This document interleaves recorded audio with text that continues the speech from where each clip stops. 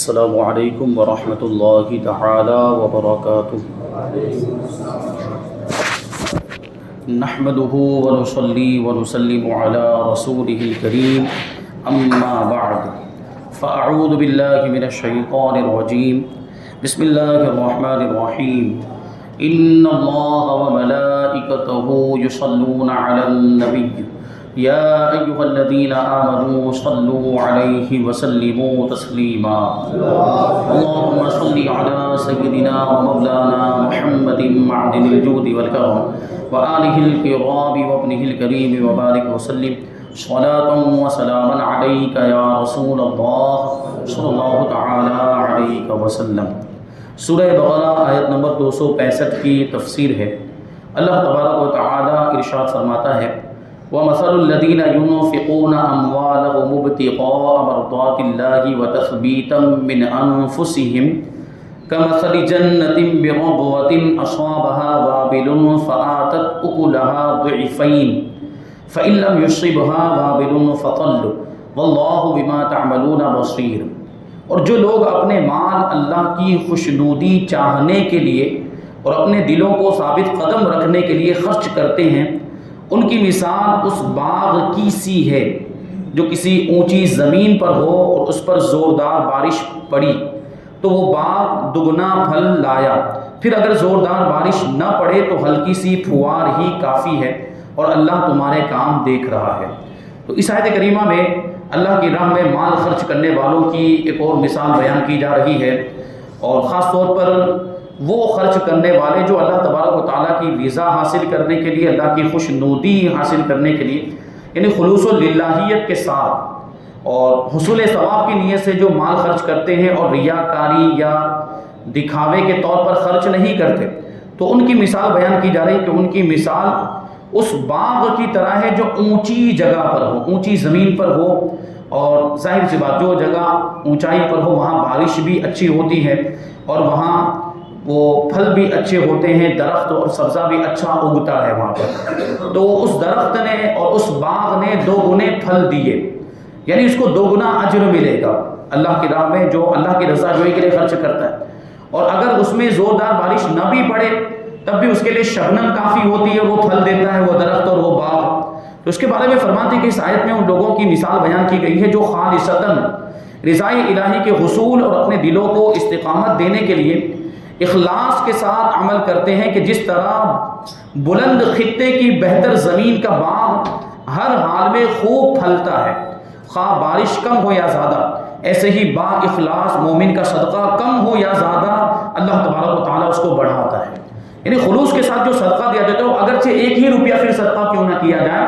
اللہ تبارک و تعالیٰ اس کا بھی عظیم ثواب عطا فرماتا ہے، کیونکہ وہاں اللہ تبارک و تعالیٰ کی بارگاہ میں مال کی مقدار نہیں دیکھی جاتی کہ مال کم ہے یا زیادہ ہے، جو صدقہ کیا جا رہا ہے وہ کم ہے یا زیادہ ہے، اللہ کی بارگاہ میں یہ نہیں دیکھا جاتا ہے، دل کی نیت اور دل کے ارادے کو دیکھا جاتا ہے کہ دل کی نیت کتنی زیادہ اچھی ہے اور اسی کے مطابق ثواب ہوتا ہے۔ اللہ تبارک و تعالیٰ کی بارگاہ میں دل کی کیفیت دیکھی جاتی ہے اور مال کی مقدار نہیں دیکھی جاتی، جیسا کہ حضرت ابو ہریرہ رضی اللہ تعالی عنہ سے روایت ہے کہ رسول کریم صلی اللہ علیہ وسلم نے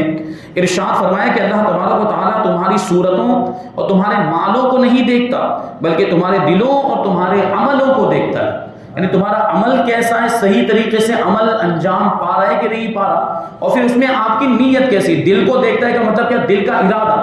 دل کی نیت کیسی ہے، اور اس کے اعتبار سے پھر اللہ تبارک و تعالیٰ ثواب عطا فرماتا ہے۔ اور نیت کے بارے میں تو پورا ایک درس ہی حدیث پاک کی روشنی میں آپ نے حدیث کے درس میں سماعت کیا،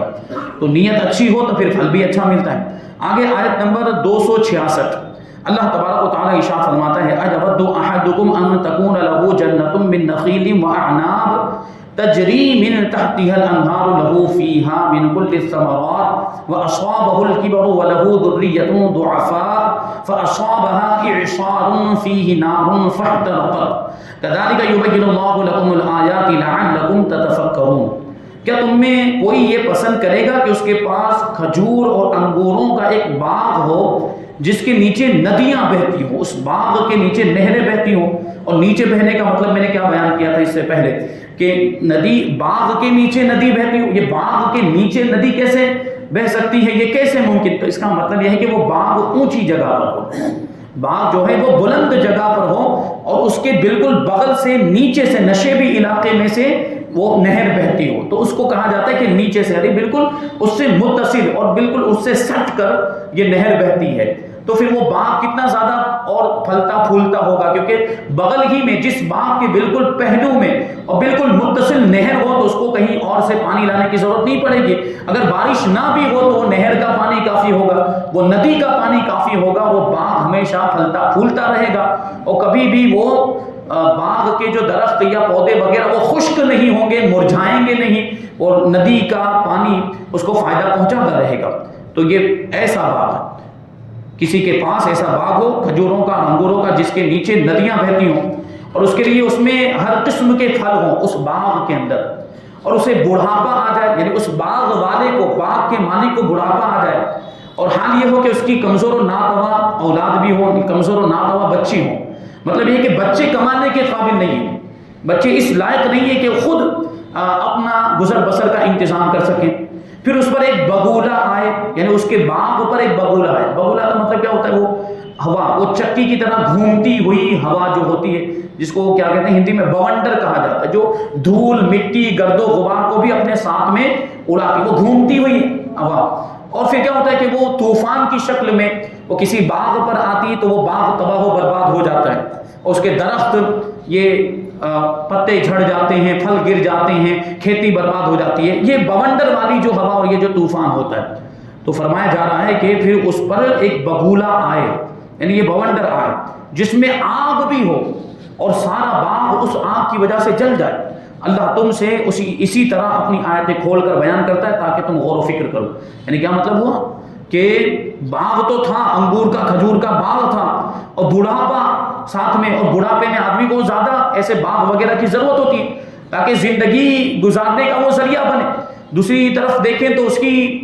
یہ مثال بیان کی جا رہی ہے کہ کمزور بچے جو خود کما نہیں کر سکتے ہیں، خود اپنا گزر بسر نہیں چلا سکتے ہیں، اور ایسے میں ایک آندھی آئے، طوفان آئے، اور جو باغ ایک کمائی کا ذریعہ تھا وہ بھی تباہ و برباد ہو جائے، تو اس کی کیفیت کیا ہوگی؟ تو اسی کو بیان کیا جا رہا ہے، یہ مثال کیوں بیان کرتے ہیں اور یہ ایسا کیوں ہوتا ہے؟ تو اعمال جو ہے کبھی اس طرح ضائع ہو جاتے ہیں، اعمال یہ ہمارے نیک عمل، ہمیں بھروسہ ہے، ہمیں اس نیک عمل پر، جیسے وہ باغ والے کو باغ پر بھروسہ ہے، ہمارے نیک اعمال پر ہمیں بھروسہ ہے، یہ ہوتا ہے، حالانکہ اعمال پر بھروسہ نہیں ہونا چاہیے، لیکن یہ بات کہی جاتی ہے کامن سینس کہ یہ اعمال ہمیں قیامت کے دن کام آئیں گے میدان محشر میں، لیکن اگر یہی اعمال ہمارے ضائع ہو گئے، یہی اعمال ہمارے برباد ہو گئے، تو میدان محشر جہاں سب سے زیادہ ہمیں نیک اعمال کی ضرورت ہوگی، اس وقت کتنا افسوس ہوگا۔ تو اس وقت کے لیے ہمیں ذخیرہ کرنا چاہیے، اور اسی وقت کے لیے ہمیں ابھی سے تیاری کرنی چاہیے جب ہمیں اعمال کی سب سے زیادہ ضرورت ہوگی، نیکیوں کی سب سے زیادہ ضرورت ہوگی۔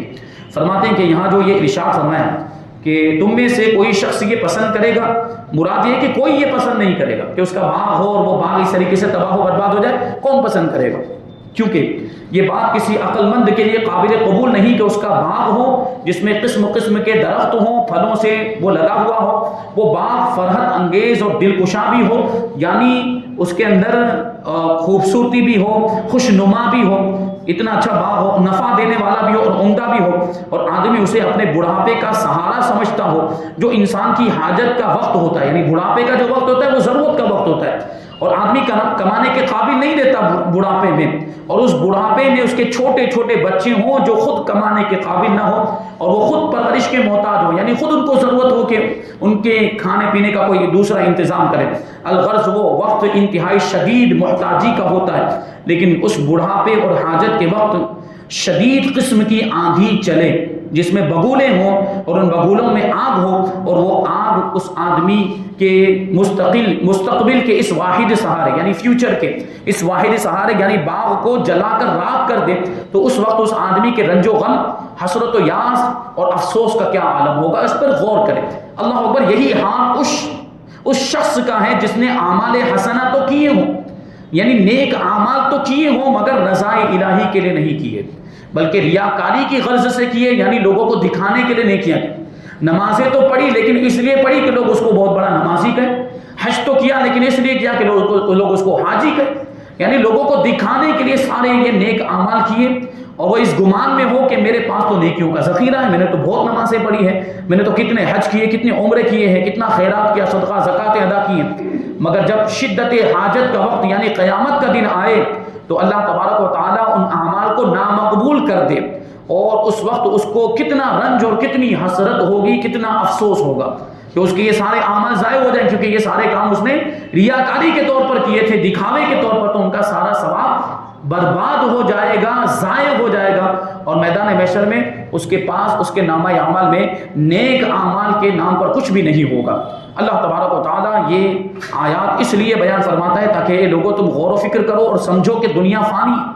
دنیا تو فنا ہو جانے والی ہے اور آخرت ضرور آنی ہے، تو اس آخرت کے لیے عمل کرو اور اپنے اعمال میں اخلاص پیدا کرو۔ یعنی عمل تو بسا اوقات انسان کر ہی لیتا ہے، لیکن عمل کو بچانا بھی ضروری ہے، عمل کو محفوظ کرنا بھی ضروری ہے، تاکہ آخرت کے لیے یہ عمل ہمارے لیے ذخیرہ بنے اور وہ ثواب اس کا ہمارے لیے محفوظ ہو جائے، ہم کو وہاں پر ثواب ملے۔ یہ کب ہوگا؟ جب ہم اپنے نیک اعمال کو ریاکاری سے بچائیں گے، دکھاوے سے بچائیں گے، اور غلط نیتوں سے، غلط ارادوں سے بچائیں گے۔ اللہ اکبر، کس قدر دل دہلانے والی مثال اس آیت کریمہ میں بیان کی گئی ہے، ایک کاش کہ ہم سمجھ جائیں اور اپنے تمام اعمال، نماز، ذکر و درود، تلاوت، نعت خوانی، حج، عمرہ، زکوٰۃ، صدقہ، روزہ وغیرہ کو ریاکاری کی تباہ کاری سے بچا لیں اور اپنے اعمال کا محاسبہ کرنا شروع کر دیں۔ محاسبہ کرنا شروع کر دیں کا مطلب کیا ہے کہ ہم اپنے اعمال کا جائزہ لیں، کہ ہم جو عمل کر رہے ہیں، نیک کام کر رہے ہیں، یا نماز پڑھ رہے ہیں، روزہ رکھ رہے ہیں، اور کوئی بھی عبادت کا کام کر رہے ہیں، تو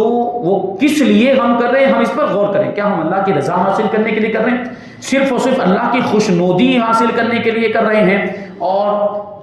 یہ حصول ثواب کی نیت سے کر رہے ہیں، یا پھر دکھاوے کے طور پر کر رہے ہیں، یا ریاکاری کے طور پر؟ اس کا محاسبہ کریں، اگر کہیں ریاکاری کا دخل ہو، کہیں دکھاوے کا دخل ہو، یا کسی غلط نیت کا دخل ہو، تو فوراً اس کی اصلاح کی جائے اور یہ ریاکاری وغیرہ کے جذبات کو دور کیا جائے اور اعمال کو ریاکاری اور دکھاوے سے پاک کیا جائے، تب جا کے یہ اعمال فائدہ دیں گے، ورنہ کوئی فائدہ نہیں۔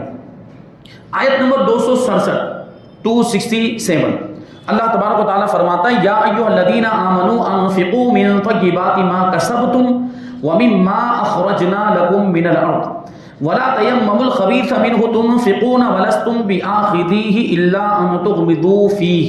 واعلموا ان اللہ غنی حمید۔ اے ایمان والو، اپنی پاک کمائیوں میں سے اور اس میں سے جو ہم نے تمہارے لیے زمین سے نکالا ہے، اللہ کی راہ میں کچھ خرچ کرو، اور خرچ کرتے ہوئے خاص ناقص مال یعنی گھٹیا مال دینے کا ارادہ نہ کرو، حالانکہ اگر وہی تمہیں دیا جائے تو تم اسے چشم پوشی کیے بغیر قبول نہیں کرو گے، اور جان رکھو کہ اللہ بے پرواہ حمد کے لائق ہے، تعریف کے قابل ہے۔ تو یہاں پر اور جو ہے اللہ کی راہ میں مال خرچ کرنے کے مزید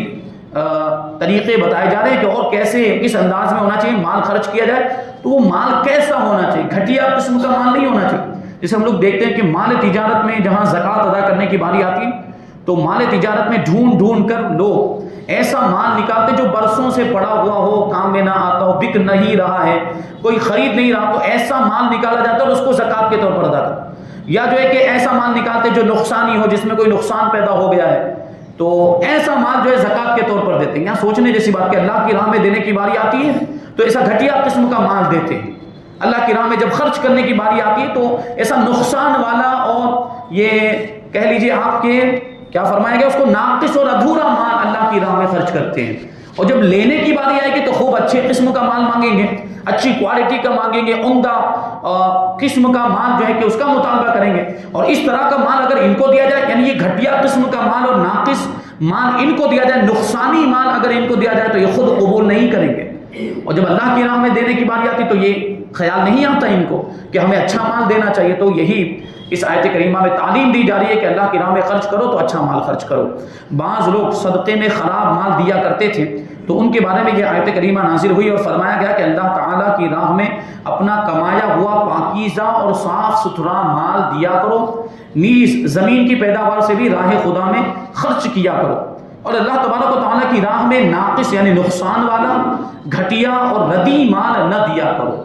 جب تم اللہ تبارک و تعالیٰ سے اچھی جزا چاہتے ہو، یعنی اچھا بدلہ چاہتے ہو، تو اس کی راہ میں مال بھی اعلیٰ درجے کا دیا کرو۔ یعنی آدمی اگر ثواب کی امید رکھتا ہے تو کتنے بڑے ثواب کی امید رکھتا ہے کہ میں یہ خرچ کر رہا ہوں تو مجھے بہت زیادہ ثواب ملنا چاہیے، یہ امید ہوتی ہے اس کو. تو پھر مال بھی تو ویسا خرچ کرنا چاہیے. گھٹیا قسم کا مال خرچ کر کے بہت زیادہ ثواب کی امید کرے گا تو کیسے ملے گا زیادہ ثواب؟ اگر زیادہ ثواب چاہتے ہیں تو پھر ویسا مال بھی خرچ کرنا چاہیے، اعلیٰ قسم کا مال. غور کرو کہ جس طرح کا گھٹیا مال تم راہ خدا میں دیتے ہو، اگر وہی مال تمہیں دیا جائے تو کیا تم قبول کرو گے؟ پہلے تو قبول ہی نہیں کرو گے، اور اگر قبول کر بھی لو تو کبھی خوش دلی سے نہیں لو گے، یعنی یہ سوچتے ہوئے کہ بہت اچھا، ایسا تو نہیں، یعنی نہ چاہتے ہوئے لوگے، مرے دل سے لوگے، یہ بات ہوگی. خوش دلی سے نہ لوگے بلکہ دل میں برا مناتے ہوئے لوگے. تو جب اپنے لیے اچھا لینے کا سوچتے ہو تو راہ خدا میں خرچ کیے جانے والے کے بارے میں بھی اچھا ہی سوچو. یعنی جو مال اللہ کی راہ میں خرچ کیا جاتا ہے وہ بھی اچھا ہونا چاہیے. بہت سے لوگ خود تو اچھا استعمال کرتے ہیں لیکن جب راہ خدا میں دینا ہوتا ہے تو ناقابل استعمال اور گھٹیا قسم کا مال دیتے ہیں. ان کے لیے اس آیت میں عبرت ہے. اگر کوئی چیز فی نفس ہی تو اچھی ہے لیکن آدمی خود پسند نہیں کرتا تو اس کے دینے میں کوئی حرج نہیں. کبھی ایسا ہوتا ہے کہ آدمی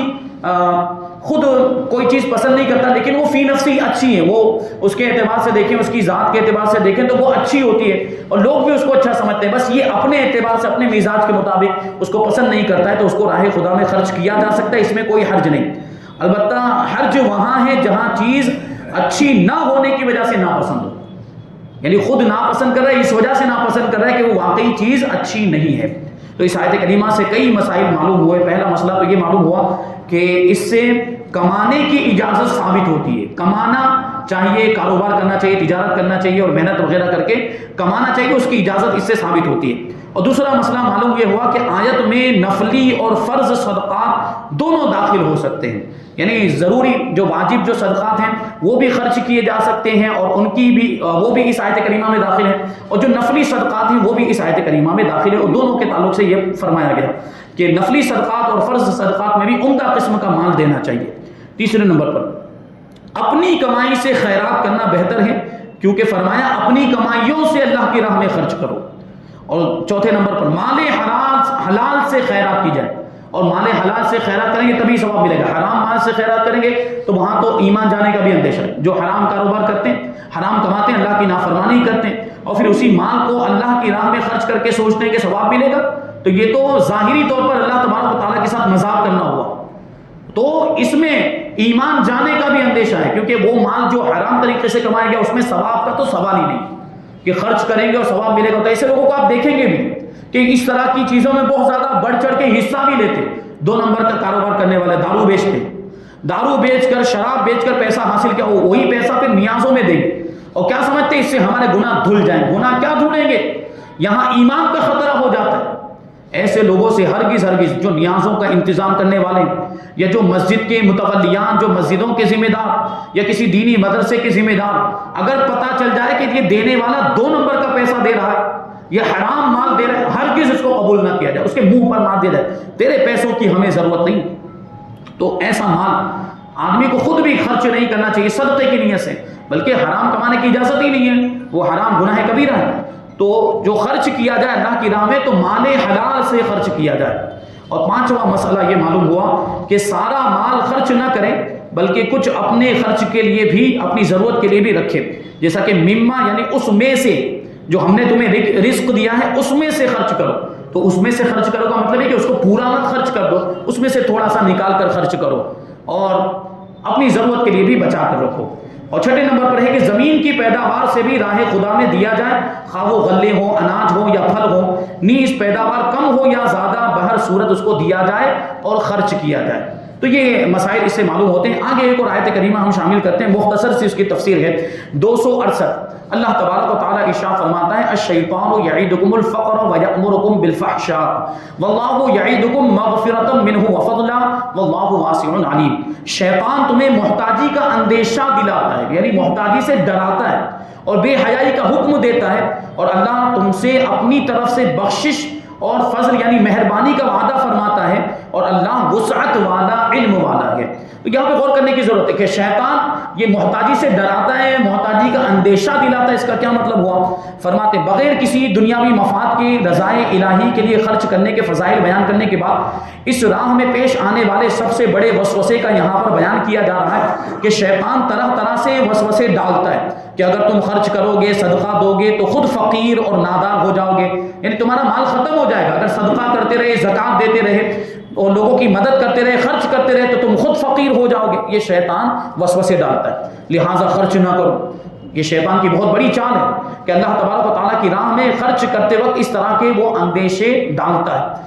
حالانکہ جن لوگوں کے دلوں میں یہ وسوسہ ڈالا جا رہا ہوتا ہے وہی لوگ شادی بیاہ میں جائز اور ناجائز رسومات پر اور عام زندگی میں بے دریغ خرچ کر رہے ہوتے ہیں۔ وہاں ان کو یہ خیال نہیں آتا ہے کہ شادی بیاہ میں اتنا زیادہ خرچہ کریں گے، لاکھوں روپے کا، تو فقیر ہو جائیں گے، غریب ہو جائیں گے، محتاج ہو جائیں گے۔ وہاں ان کو یہ وسوسہ نہیں آتا ہے، وہاں یہ خیال نہیں آتا ہے۔ جب اللہ کی راہ میں خرچ کرنے کی باری آتی ہے تو وہاں ان کو یہ خیال آنے لگتا ہے۔ تو اس سے پتہ چلا کہ یہ چیز شیطان کی طرف سے، یہ شیطان وسوسہ ڈالتا ہے کہ تم غریب ہو جاؤ گے، تمہارا مال ختم ہو جائے گا، جبکہ اللہ کی راہ میں خرچ کرنے سے مال ختم نہیں ہوتا بلکہ اور بڑھتا ہے، اس میں اور برکت ہوتی ہے۔ اور غلط چیزوں میں خرچ کرنے سے ہی کہا جا سکتا ہے کہ وہاں ختم ہوتا ہے اور وہاں برکت ختم ہو جاتی ہے، وہاں محتاجی آتی ہے، وہاں غریبی آتی ہے۔ چنانچہ ارشاد فرمایا کہ شیطان تمہیں بخل اور کنجوسی کی طرف بلاتا ہے، لیکن اللہ تبارک و تعالیٰ تم سے وعدہ فرماتا ہے کہ اگر تم اس کی راہ میں خرچ کرو گے تو وہ تمہیں اپنے فضل اور مغفرت سے نوازے گا، یعنی مہربانی فرمائے گا اور تمہارے گناہوں کو بخش دے گا۔ اور یہ بھی یاد رکھو کہ وہ پاک پروردگار بڑی وسعت والا ہے، اس کے خزانوں میں کسی چیز کی کمی نہیں ہے، وہ صدقے سے تمہارے مال کو گھٹنے نہیں دے گا بلکہ اس میں اور برکت پیدا فرما دے گا۔ تو یہ اللہ کی راہ میں خرچ کرنے کے فوائد۔ اس کے بعد آیت نمبر 269 اور انشاءاللہ 270 اور اس کے بعد کی آیتوں کی تفسیر ہم انشاءاللہ آئندہ درس میں شامل کریں گے۔ اللہ تبارک و تعالیٰ کی بارگاہ میں دعا ہے کہ جو کچھ بھی بیان ہوا اس پر ہم سب کو عمل کرنے کی توفیق عطا فرمائے اور نور قرآن سے ہم سب کے دلوں کو روشن اور منور فرمائے۔ وما علینا الا البلاغ۔